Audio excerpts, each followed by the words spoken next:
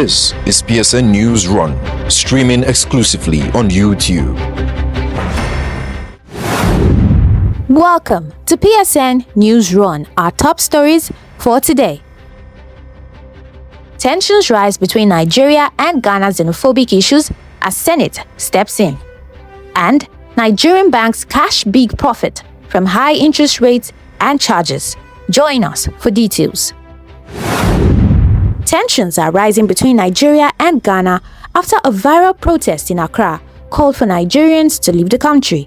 Now, the Nigerian Senate is weighing in, calling the demonstration divisive and dangerous and demanding actions. Let's hear the details from Joycelyn. In what's now a growing diplomatic concern, Nigeria's Senate has strongly condemned the recent Nigeria Must Go protest held in Ghana.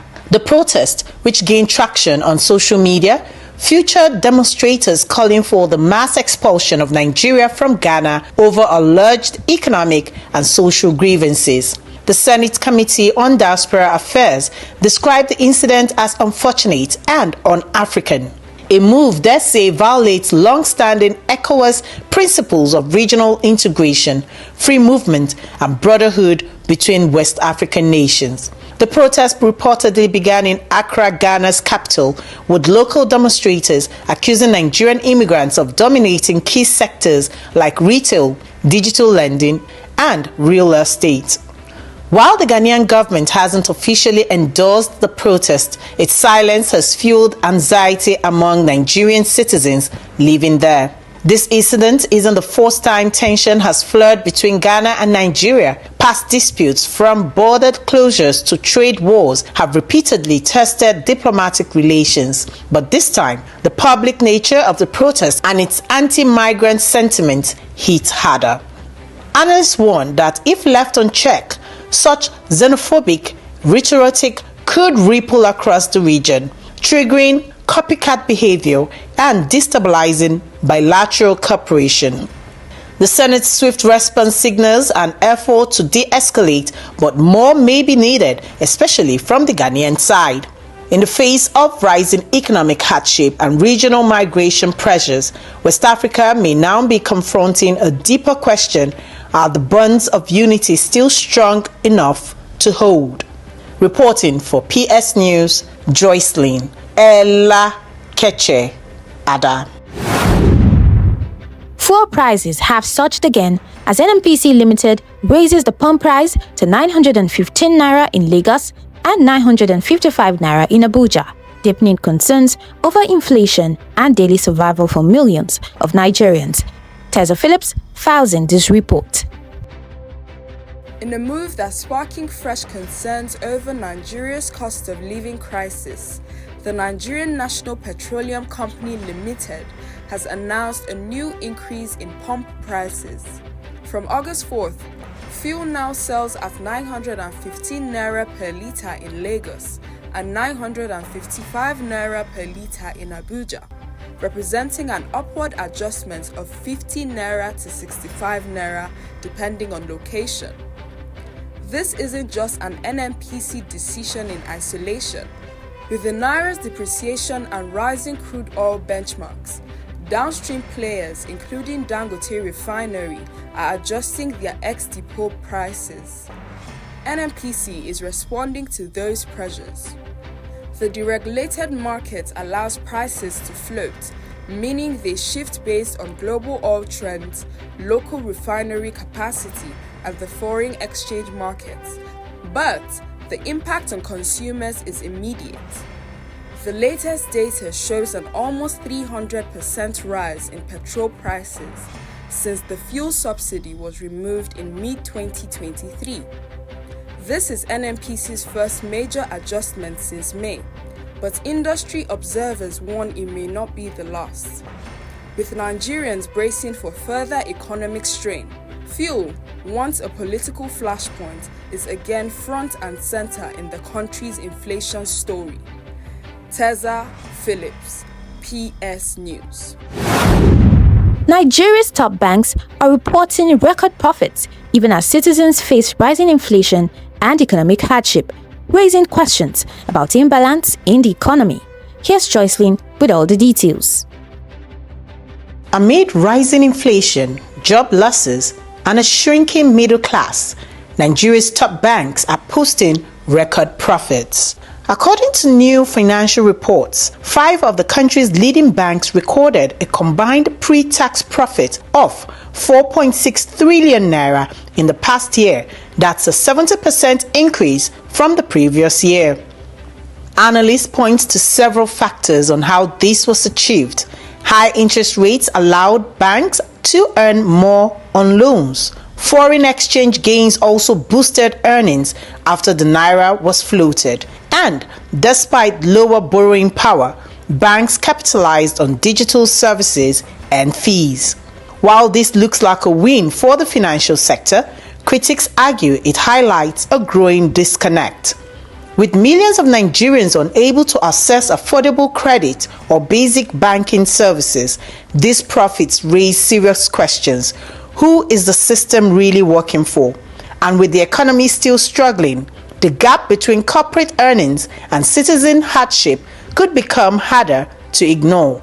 Banks may be cashing out, but the Nigerian economy still needs inclusive growth, not just impressive profit margins. Reporting for PS News, Joycelyn Ella Keche Ada. Israel has agreed to ease its blockade on Gaza, allowing limited humanitarian aid through approved channels after weeks of international outcry over worsening conditions in the enclave. Marianne is on the international desk. The Israeli cabinet, through the Colgate, the military agency overseeing aid logistics, has launched a system permitting local merchants in Gaza to receive and distribute key goods including food, hygiene items, baby supply, and fuel under strict oversight. Gaza's 2.4 million residents are facing famine-like conditions. Recent figures shows only 674 aid trucks entered Gaza since late July, just 14% of daily need, while hundreds of aid vehicles remain stranded at border crossing. Colgate confirmed that 4 UN fuel tankers have already crossed into Gaza to support hospitals, bakeries, and local kitchens. However, it's unclear how private merchandisers will operate amid extensive infrastructural damages and limited access routes. Humanitarian agencies warn that existing systems, including the Israeli-supported Gaza Humanitarian Foundations, have struggled with looting, crowd violence, and inefficiency. Critics argue that merchant-led aids may be insufficient without broader reforms of aid corridors and security protocols. This move represents Israel's first formal relaxation of its strict blockade strategy, balancing between international outrage and its own security priorities. However, skeptics say it may be too constrained to make tangible change. Aid distribution remains perilous. Violent incidents at aid sites have reportedly killed over 1,000 Palestinians since May, many around the sites run by the GHF. Conditions at open crossing and uncontrolled distribution pose grave risks to civilians. Analysts stress that even as government and the UN agency scrambles to increase deliveries, only a small fraction of necessary aids is reaching those most in need. Bottlenecks at border crossings, bureaucratic delay, and security issues continue to hamper relief efforts. Marianne Awia, PS News. Nigerians the Tigress have been honored by President Tinubu with national awards, cash, and housing after their 5th consecutive AfroBasket title. Sam takes us through this report. In a ceremony held at the presidential villa on Monday, President Tinubu, represented by Vice President Kashim Shettima, conferred the national honor of Officer of the Order of the Niger (OON) on all members of the team and technical crew of the Tigress. Each player will also receive a flat and a cash reward of the Naira equivalent of $100,000, while coaches and other technical staff will get $50,000 each. The president praised the team's resilience, describing their 78-64 win over Mali as a reflection of Nigeria's tactical excellence and national pride. He said the victory was more than just a game. It was a statement of courage, belief, and unity. Nigeria voters, we fought back from behind in the first quarter, not with panic, but with poise. We wore the green and white, not just as colors, but as a symbol of conviction and hope. And now, we wear this crown as Kings of African basketball for the 5th consecutive time. To quote Rena Wakama, you represent evolution of leadership in Nigerian sports. Your quiet strength and historic achievements have shattered ceilings and inspired countless young girls nationwide. We now know that no dream is too bold for Nigerian women. Special recognition was also given to coach Rena Wakama, the first woman to lead an African team to the title, and to Ami Okonkwo, who was named tournament MVP, and Ezine Kalu, top scorer in the final. The president lauded Nigerian women in sport, noting that from the Super Falcons to the athletics track and now the Tigress, the nation's women continue to set global standards. But most importantly, we do not play for ourselves. We play hope and run with Nigeria. Let me take a moment to reflect on a greater truth. Nigerian women have never failed the nation in sport.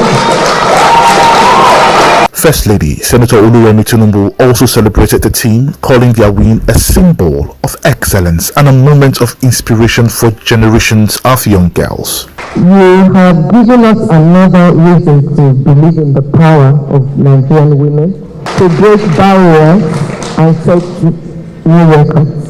I say well done to you all. To the technical team, including Coach Rena Wakama, your leadership and facilities are spirit of, and I still owe you your bouquet. The Tigress captain, Ami Okonkwo, speaking on behalf of the team, thanked the president and first lady, saying the honor would inspire young girls in Nigeria and around the world to embrace the sport. I'm thankful that we get to represent our country. We're thankful to be able to continue our excellence in our sport, the gift that God gave us.